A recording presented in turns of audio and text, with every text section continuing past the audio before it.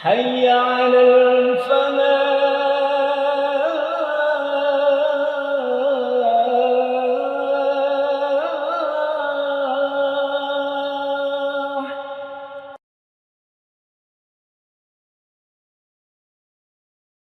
Bismillahirrahmanirrahim. Assalamualaikum warahmatullahi wabarakatuh. Innal hamdalillah nahmaduhu wa nasta'inuhu wa nastaghfiruh wa na'udzu billahi min shururi anfusina wa min sayyiati a'malina. Man yahdihillahu fala mudilla lahu wa man yudlil fala hadiya lahu. Ashhadu an la ilaha illallah wahdahu la syarika lah wa ashhadu anna Muhammadan abduhu wa rasuluh. Allahumma salli wa sallim alaihi wa ala alihi wa sahbihi wa man da'a bida'watihi wa man sara ala nahjihi. Nawina ta'alluma wa ta'lim wa tadhakura wa tadhkir wa naf'a wal intifa'a wal ifada wal istifada wal hatha ala tamassuki bi kitabillah wa sunnati rasulih wa du'a ila al huda wa dalalat ala al khair ibtigha'a wajhillahi wa maradatihi wa qurbihi wa thawabihi subhanahu wa ta'ala. Amma ba'du. Jamaah salat zuhur Masjid Al-Falah yang dirahmati Allah, alhamdulillahi wa syukurillah, pada siang hari ini kita mendapatkan nikmat taufik dari Allah, bisa melaksanakan sholat zuhur dengan berjemaah. Kemudian kita isi waktu yang sangat utama ini dengan mimbar zuhur. Insyaallah saya akan menjelaskan beberapa hal yang berkaitan dengan motivasi Al-Quran, yang mana subtema kajian kita pada kesempatan ini seputar Al-Quran adalah penumbuh harapan dan asa. Artinya kita ini sebagai orang yang beriman tidak boleh bersedih sampai kepada batasan keputusasaan. Sebagai umat yang memiliki Al-Quran yang masih ada di tengah-tengah kita, jangan sampai kita larut dalam kesusahan, kegelisahan yang berlebihan. Kita semua ini manusia, masing-masing kita punya ujiannya yang menjadikan kita kadang sedih. Allah Subhanahu wa ta'ala dalam Al-Quran menyebutkan beberapa faktor penyebab kita itu sedih, kadang pikiran buntu, kadang merasa hidup ini tidak lagi bisa kita rasakan kebahagiaannya. Ini kita sudah mulai ada di area keputusasaan. Karena dalam Al-Quran putus asa itu berarti kalimat Arabnya adalah al-ya'su. Al-ya'su dari ya'isa ya'asu. Artinya inqita'ul amali wantiha'ut tam'i atau wantifa'ut tam'i. Orang yang putus asa itu, atau kita berada di area putus asa, itu biasanya harapan ke depannya itu sudah hilang. Tidak semangat, tidak ada inovasi untuk lebih baik, tidak ada. Dia berhenti di situ. Inginnya mungkin muncul perasaan ingin cepat mati, ingin cepat meninggalkan dunia ini. Ini hati-hati, karena syaitan pada saat kita dalam keadaan seperti ini sangat rentan untuk terus membisikkan agar kita masuk ke dalam keputusasaan dari rahmat Allah. Kemudian yang kedua cirinya, ini kita rasakan semua, masing-masing punya ujiannya, punya cobaan yang bisa menyebabkan kita putus asa. Yang kedua, intifa'ut tam'i, harapan semangat hidup itu hilang. Nah, ini di antara penyebab hal ini, yang pertama biasanya karena kita tidak mendapatkan apa yang kita inginkan. Tidak mendapatkan apa yang kita inginkan. Berusaha sekuat tenaga, tapi tidak bisa menembus dinding takdir. Sehingga nanti ucapannya, saya kurang apa? Dia berusaha, berupaya, tapi tidak bisa mendapatkan harapan, keinginan yang dia inginkan. Sehingga muncullah kemudian keputusasaan. Ya bunayya dhabu fatahassasu min Yusufa wa akhihi wa la tay'asu min rauhillah. Nabi Ayub itu minta kepada anak-anaknya, cari itu Yusuf itu, jangan putus asa. Mereka berkata tidak ada, nggak mungkin, karena sumur yang dijadikan tempat Yusuf dilempar itu sudah tidak ada lagi Yusufnya. Dicari ke sumur nggak ada. Tapi ayahnya Nabi Ayub ini bedanya, anak-anaknya sudah putus asa, ayahnya tidak. Wala tay'asu min rauhillah, jangan putus asa, Yusuf itu ada. Kemudian yang kedua, biasanya kita ini dibawa kepada perasaan keadaan putus asa itu ketika dicabut rahmat Allah. Panjenengan sekarang diberi nikmat, kesuksesan, kesehatan, dicabut oleh Allah. Yang dulunya kalau dalam masalah harta, hartanya mengalir deras, dikurangi. Yang usahanya tidak pernah ada rintangan, ada rintangan. Yang badannya sehat diberi penyakit. Ini biasanya muncul perasaan-perasaan keputusasaan itu. Wala in adzaqnal insana minna rahmatan summa naza'naha minhu innahu la ya'usun kafur. Summa naza'naha minhu. Manusia itu kalau diberi nikmat, diambil lagi nikmatnya. Kalau dia tidak memiliki keimanan yang baik, maka dia akan putus asa. Kemudian yang paling banyak terjadi kalau ditimpa musibah. Musibah itu banyak macamnya. Ini juga banyak disebutkan dalam Al-Quran. Wa idza massahu syarru kana ya'usa.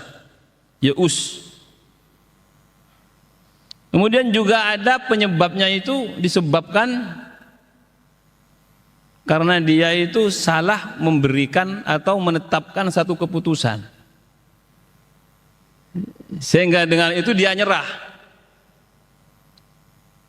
Dan dia terus menggerutu, kalau tahu gini saya nggak milih itu. Itu salah keputusan. Padahal kalau dia sudah berpikir, sudah bermusyawarah, nggak ada yang salah. Mana dima manis tasyaro, kata Nabi. Orang kalau ingin memberikan satu keputusan, bermusyawarah dulu. Keputusan itu adalah satu pilihan yang resikonya harus kita sikapi dengan baik.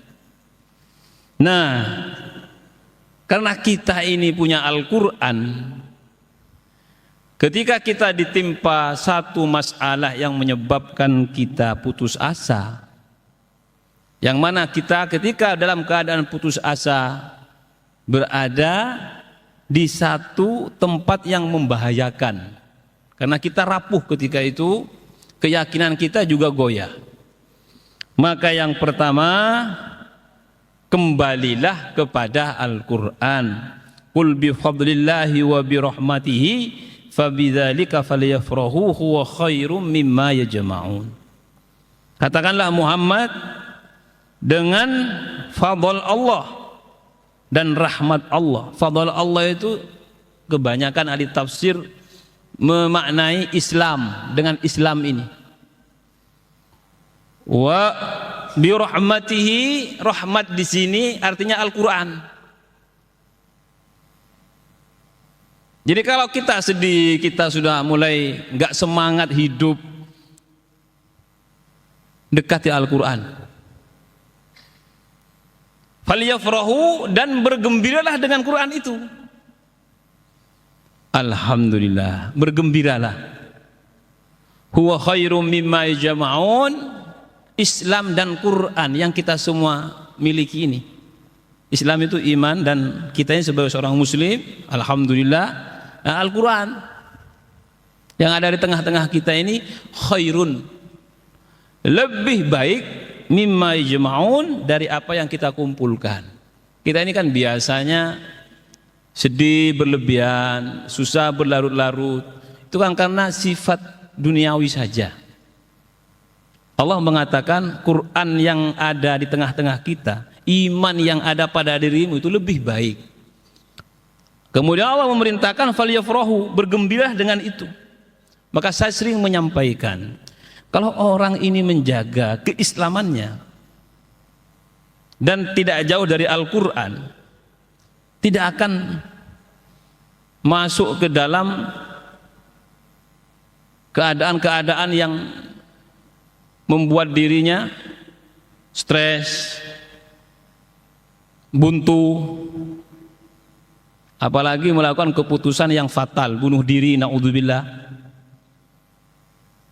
Ini karena dia tidak bisa mengarahkan mindsetnya kepada jalan yang benar. Inna hadzal Qur'ana yahdi lillati hiya aqwam. Allah berfirman, Quran itu akan mengarahkanmu kepada jalan yang lebih lurus. Karena banyak orang itu putus asa karena dia salah milih jalan itu. Akhirnya dia mengatakan sudah kadung begini ya wis begini aja.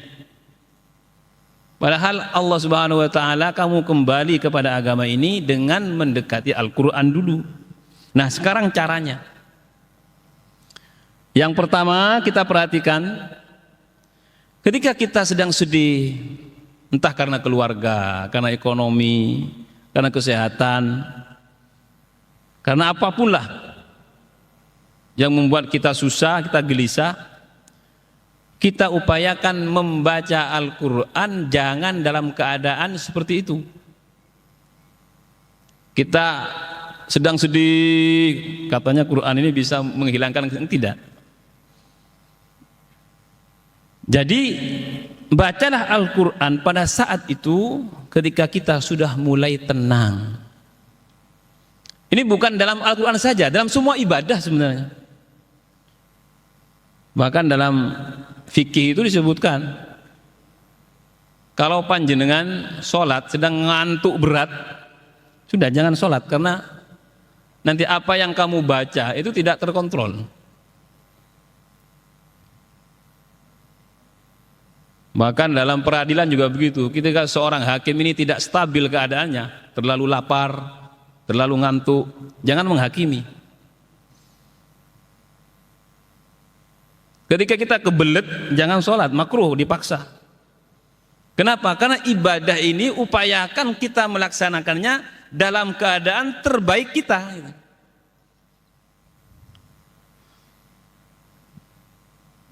Apabila kita melakukan ibadah, membaca Al-Quran dalam keadaan terbaik kita, maka disitulah kita akan mampu menemukan jalan keluar dari masalah yang membingungkan kita itu.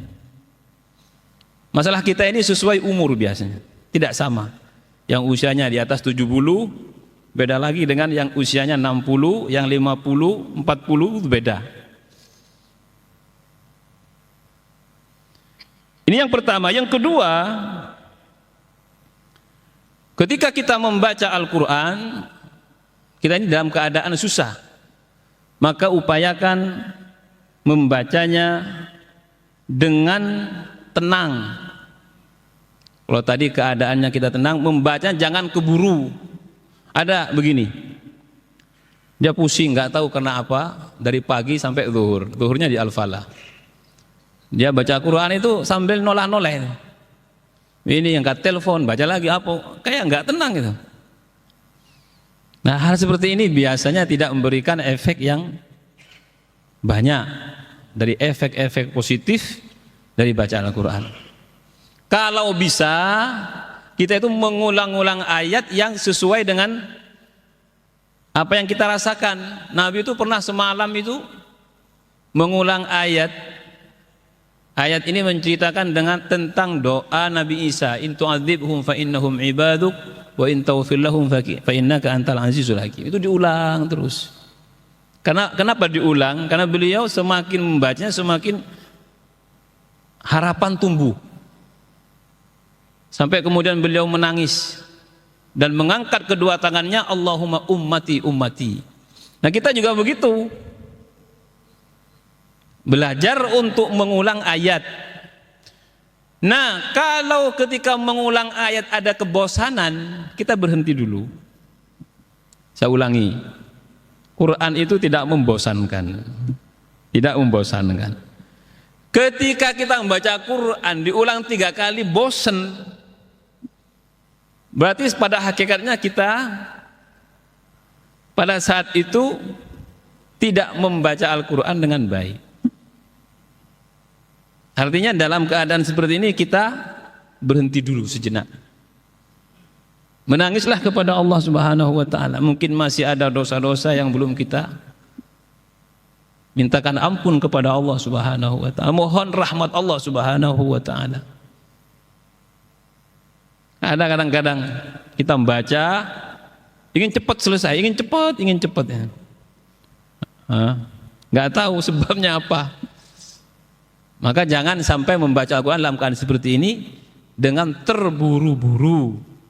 Kenapa? Karena kita mungkin tidak akan mendapatkan jalan keluar dari apa yang kita rasakan. Karena kita ingin dalam setiap keadaan kita membaca Al-Quran sesuaikan dengan porsinya.